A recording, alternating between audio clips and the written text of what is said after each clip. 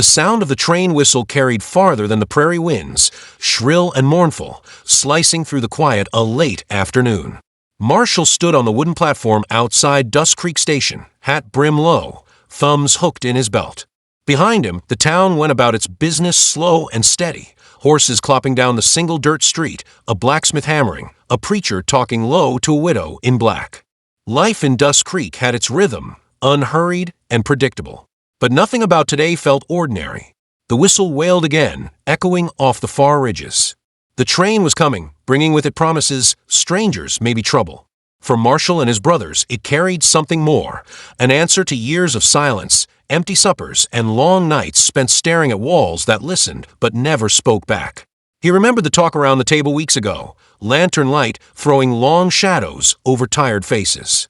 For brothers, each with a ranch hand's calluses and a soldier's scars, sitting quiet until Caleb, the eldest, broke the silence. "We can't keep living like this," Caleb had said, voice thick like whiskey left too long in the bottle. None of them argued. Not even Luke, the one most stubborn about pride. And so letters were written, money sent, and 4 brides ordered like goods off a freight list. Marshall hadn't said much then. He wasn't the type to fill silence with words. But he'd signed his name all the same. Now, as the iron wheels ground nearer, Marshall shifted his weight, eyes on the horizon where smoke rose against the paling sky. "Reckon they'll come?" Luke muttered beside him, jaw working the edge of a toothpick. Caleb crossed his arms. "They'll come. Folks don't ride halfway across the country just to turn back." "Unless they see Dust Creek and think better of it," Jesse, the youngest, said with a crooked grin. Marshall didn't speak. His gaze stayed fixed on the rails, a dark line stretching into distance. He didn't doubt the women would come. He just wondered what kind of people they'd be, stepping off into this dust-blown town. The train groaned into view, black engine huffing like a beast, steel shrieking as it slowed. Folks gathered curious. Children pressed forward, hoping for candy from a conductor. Old men leaned on canes, gossip already on their tongues.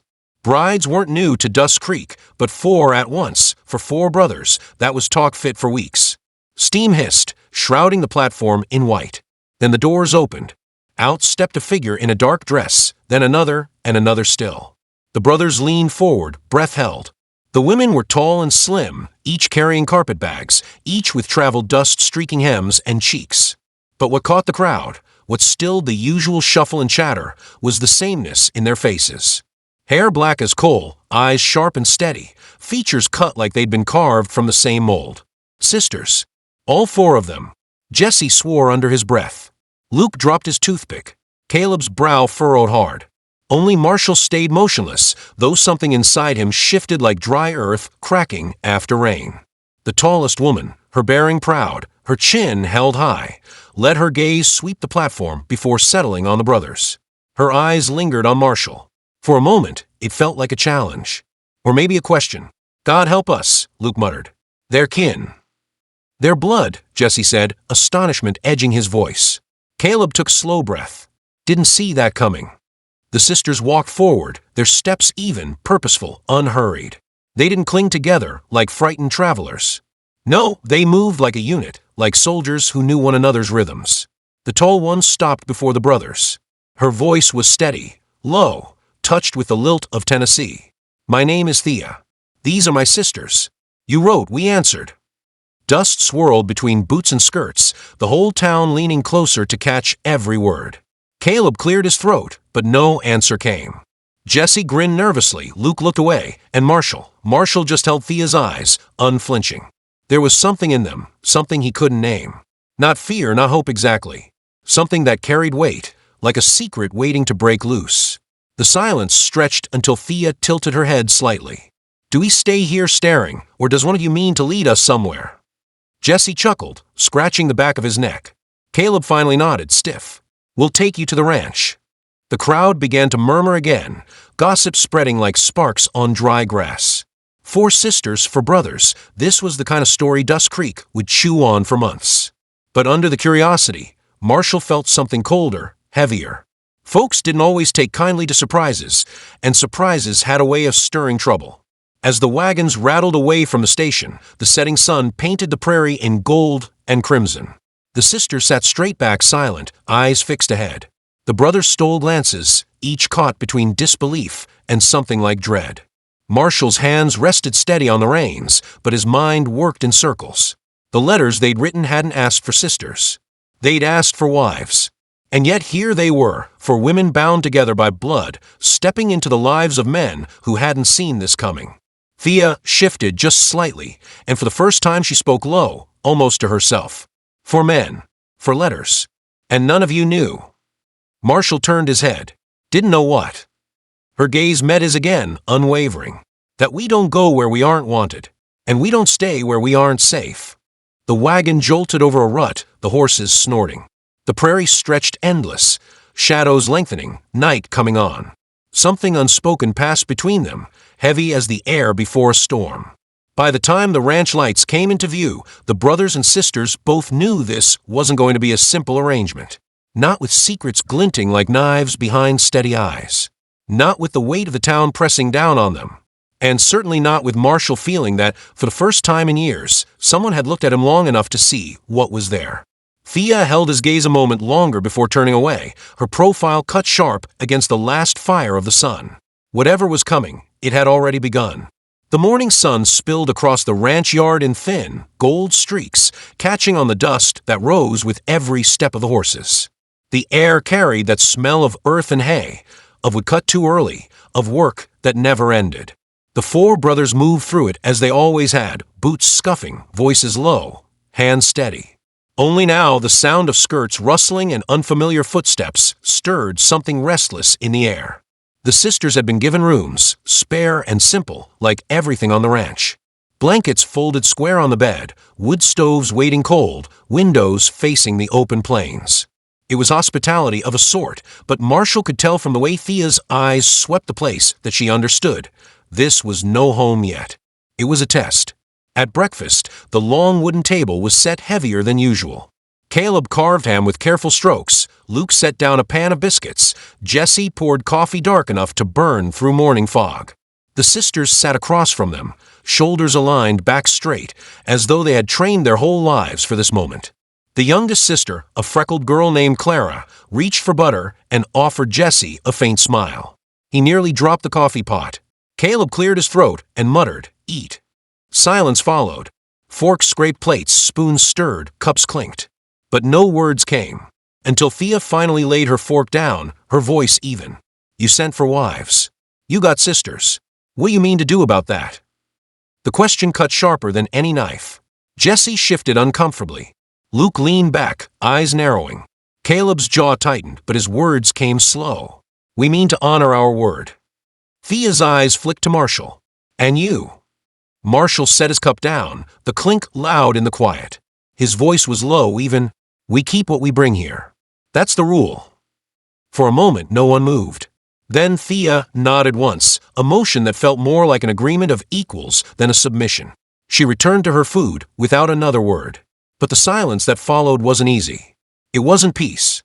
It was the kind of quiet that comes before decisions with teeth. By midday, word had spread across Dust Creek like fire on dry sage. In town, men leaned over whiskey glasses and women whispered behind gloved hands. For sisters. For brothers. Mail-order brides weren't unusual, but sisters, that smacked of something odd, maybe even dangerous. Some folks said it was clever, others muttered it was unnatural. And some, like Mr. Pritchard, who ran the general store, saw it as an opportunity.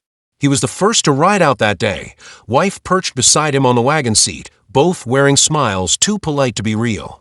He found the sisters hanging laundry in the yard, dresses flapping like flags in the wind.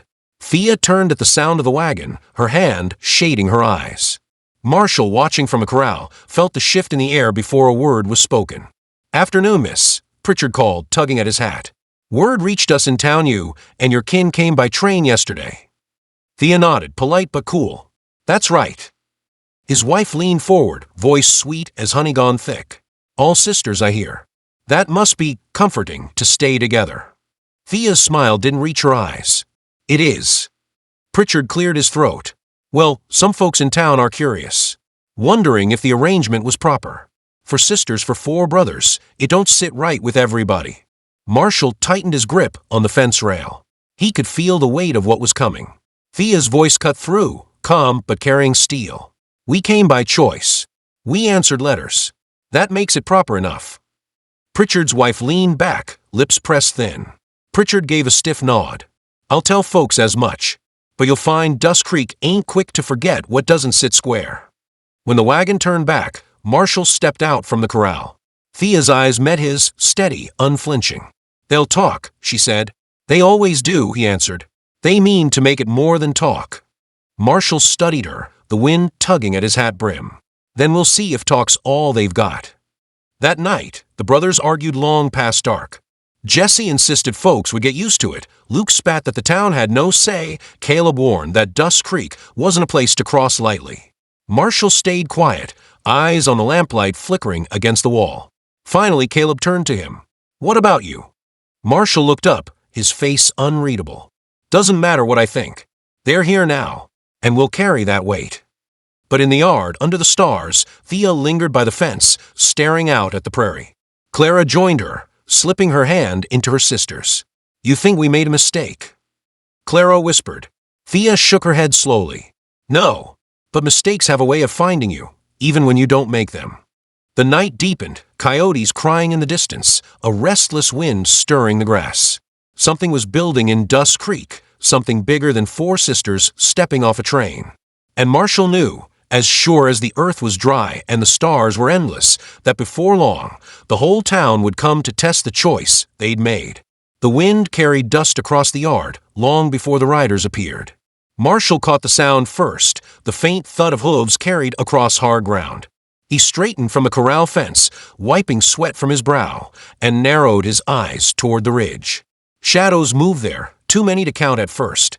By the time Caleb stepped out onto the porch, rifle in hand, the sound was clear enough for everyone to hear. A dozen men on horseback, riding steady, not hurried but not friendly either. Town men, Dust Creek's own. Luke came from the barn, jaw tight, eyes cold. Jesse stopped splitting wood, axe still in hand. The sisters, who had been sewing near the porch, froze at the noise. Clara reached for Thea's hand without a word. Marshall said nothing. He only watched the riders draw closer, his face carved from stone. When they reached the yard, the lead rider pulled up hard. It was Sheriff Kettle, a man built thick like a bull, mustache bristling, eyes that measured more than they spoke. Beside him was Pritchard, and behind them half the town, the blacksmith, a pair of ranch hands, even the preacher in his dark coat.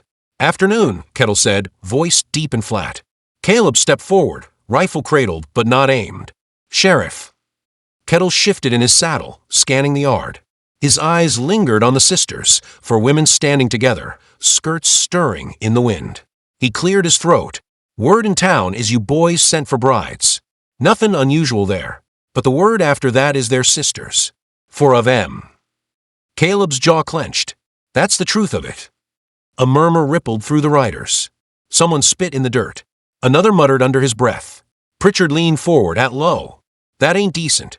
Whole thing smells wrong. Folks are saying it's unnatural. Thea stepped forward then, calm as still water.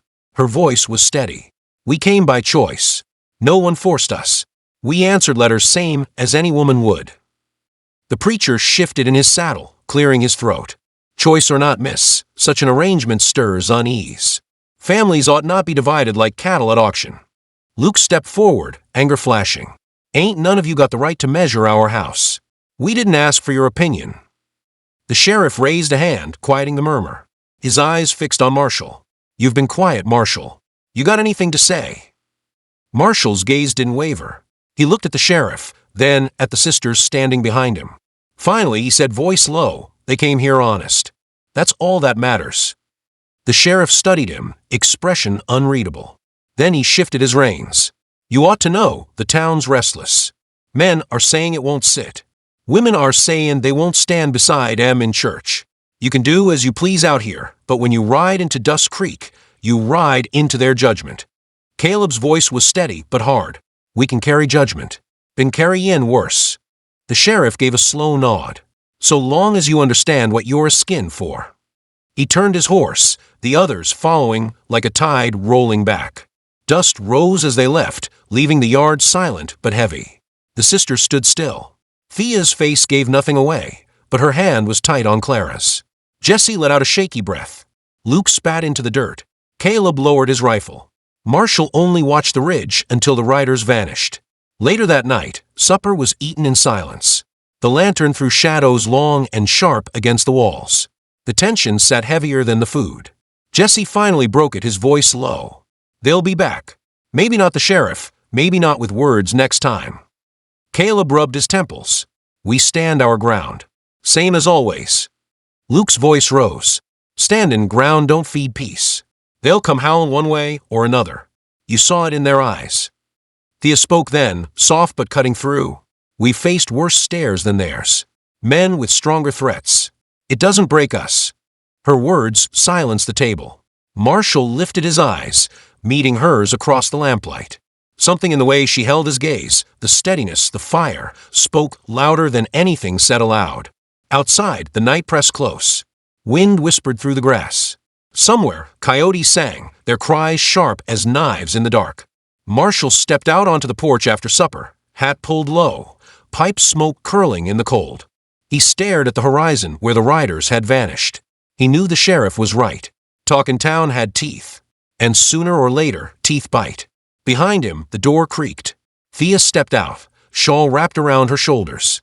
She stood beside him, eyes on the same horizon. "They mean to drive us out," she said quietly. Marshall didn't answer right away. He let the silence stretch, the night filling it with its sounds. Finally, he said, "Maybe, but driving out ain't the same as breaking." Thea's profile caught the moonlight, sharp and proud. "Then we don't break." Her words hung there, carried by the night wind. Marshall looked at her, and for a moment, he believed it. But then, faint at first, almost lost in the coyote's cry, came another sound. The distant rhythm of hoofbeats, too many to be a lone rider. Steady, purposeful, growing closer.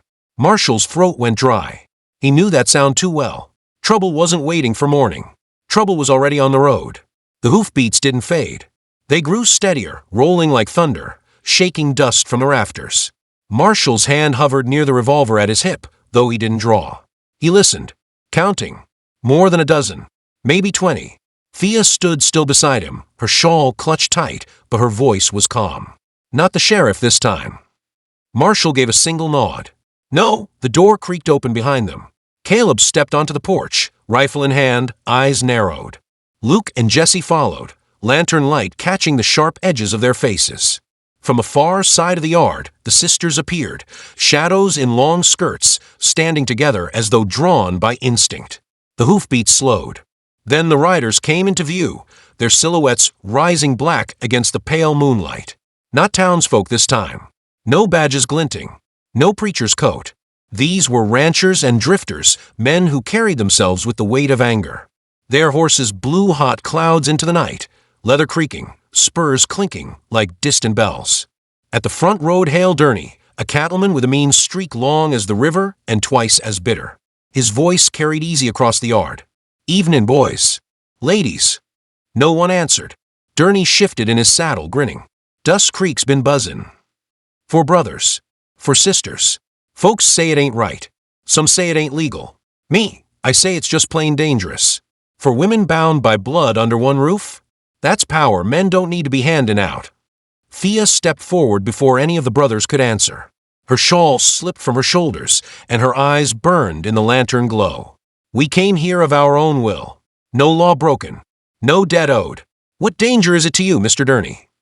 Her voice was steady, but Marshall saw how her hand trembled at her side. Durney spat in the dirt. "Danger's in the example. Women folk get ideas. Think they can choose where to belong, who to stand beside. That don't sit easy with men like me." Luke's hand tightened on his rifle. Caleb's jaw clenched. Jesse shifted his weight, ready as a coiled spring. Marshall finally spoke, voice low and even. "Best you turn back, Durney. Nothing for you here." Durney chuckled, a sound without warmth. "Oh, there's something here, Marshall. Something worth riding out in the dead of night. These women belong to Dust Creek as much as you do. And Dust Creek's got the right to say no." He nudged his horse forward a step. The men behind him followed, like a tide inching closer to shore. Thea's voice cut through again, sharper now. "We don't belong to Dust Creek. We don't belong to any man. We chose this place. We chose these men." Her words echoed in the stillness. Even the horses seemed to listen. Gurney's grin faltered. He stared at her a long moment, then looked back at Marshall. You letting her speak for you now? Marshall's hand settled on the butt of his revolver. She speaks for herself. The air thickened, heavy with silence. Somewhere far off, an owl called. The night stretched taut as wire. Then Caleb lifted his rifle, slow and deliberate. The barrel pointed skyward, but his voice carried like iron. This land's ours. These women are under our roof. You ride against that, you ride against us. The riders stirred. A mutter rose. A hand twitched toward a holster. The lantern flame flickered in the wind, shadows dancing wild across faces lined with hate and uncertainty. Gurney studied them, chewing on the tension like a dog with a bone. His eyes slid back to Thea. You think you're strong, don't you? Think four sisters can stand against a whole town. Thea didn't flinch. She didn't look away. We don't think. We know. Her words dropped into the night like stones into water. Ripples spread, unseen but felt. Gurney's jaw worked. For a long moment, it seemed the yard would explode into gunfire. But then, slowly, he pulled his reins, his horse stepping back.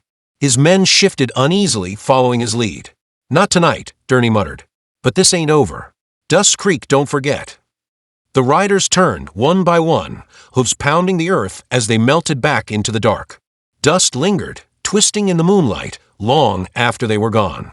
The yard was quiet again. Too quiet. The brothers stood still, rifles lowered but not put away.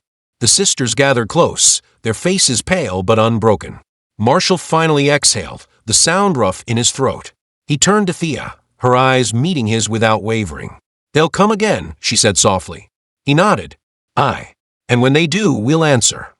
But even as he spoke, he knew tonight was just a warning. Dust Creek's true storm hadn't broken yet.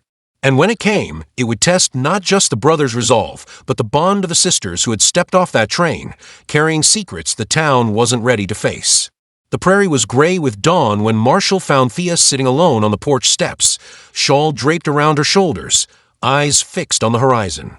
The night's tension still clung to the air like smoke after a fire, and though the riders had gone, the echo of their threat lingered in the silence. He didn't speak right away. Marshall wasn't a man for filling quiet with words.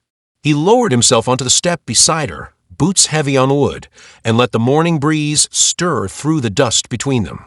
Finally, Thea broke the stillness. They think us strange, she said, her voice low, almost tired. Four sisters bound together. To them, it looks like we're hiding something. Marshall's jaw flexed. You are. She turned her head, startled, but his gaze stayed steady on the rising sun. Ain't my place to press it, he added, but secrets have weight. And secrets in Dust Creek draw blood quicker than flies to honey. Thea's eyes softened, though her face carried years beyond her age. She pulled the shawl tighter. Our father raised us alone. We had no brothers, no cousins to stand for us. Just one another. We learned early the world doesn't hand safety to women, not without a price.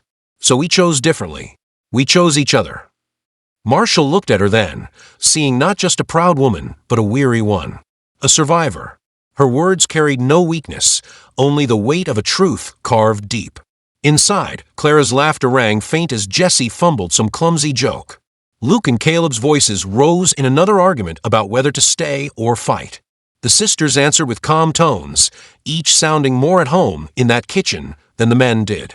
Thea smiled faintly at the sound. They think us unnatural. But we only came for a chance at peace. She paused, then added, almost a whisper, we can't go back. What waits behind us is worse than what's here. Marshall studied her profile in the soft light, the strength etched into her features. She wasn't asking for pity. She wasn't asking for help. But the truth of her words settled into him like a stone in the belly of a river, heavy, immovable. He opened his mouth, but the slam of the door cut him short. Caleb stepped out, rifle slung over his shoulder, eyes sharp. Scouts were on the ridge before dawn, he said. Dust Creek's not done with us. Thea rose to her feet, shawl falling loose. Then let them come. We'll meet them standing. The day stretched long. Work was done in silence, interrupted only by glances at the ridge and the occasional flicker of movement too far to name. Tension coiled tighter with every hour until the air itself felt brittle. By nightfall, lanterns burned bright in the yard. The brothers gathered around the table with the sisters, plates barely touched, all ears straining for the sound they dreaded. It came just past midnight. Not hoofbeats this time. Drums. Slow, steady, carried on the wind from the hills. Not the town. Something older. Something wilder. The sisters stiffened. Clara's hand clutched Thea's. Caleb swore under his breath. Jesse's eyes went wide, his fork clattering against the plate. Marshall pushed his chair back, the sound scraping through the silence. Not Durney, he said flatly. Thea's voice trembled for the first time. No, not Durney. The drums quickened, joined by the cry of voices carried on the wind, harsh, fierce, rising like a storm. Torches flickered on the ridge, red against the night sky. Thea stood, her face pale but resolute. They've come for us. Caleb turned sharply. For you. Her silence was answer enough. Luke's voice cracked. You brought this here. Thea's eyes filled, but her voice didn't break. We had no choice. We ran from it, but it followed. Marshall stepped forward, hand firm on the table. Then we face it. The drums thundered louder, filling the night, shaking the windows. The torches moved closer, winding down the ridge like fire snakes. The sisters drew together, standing as one. The brothers readied their rifles, grim as stone. In the yard, the lantern light flickered, fighting against the dark. And as the first shadows broke from the ridge, Marshall felt it in his bones. This wasn't just Dust Creek's judgment. This was something deeper. A reckoning that had crossed miles to find them. Thea's whisper carried through the roar of drums, straight to him. Marshall, if this ends in blood, you'll know why we never look back. The flames drew closer, faces emerging from the dark, eyes glinting with fury. And in that moment, the ranch was no longer just home. It was a battlefield waiting for dawn.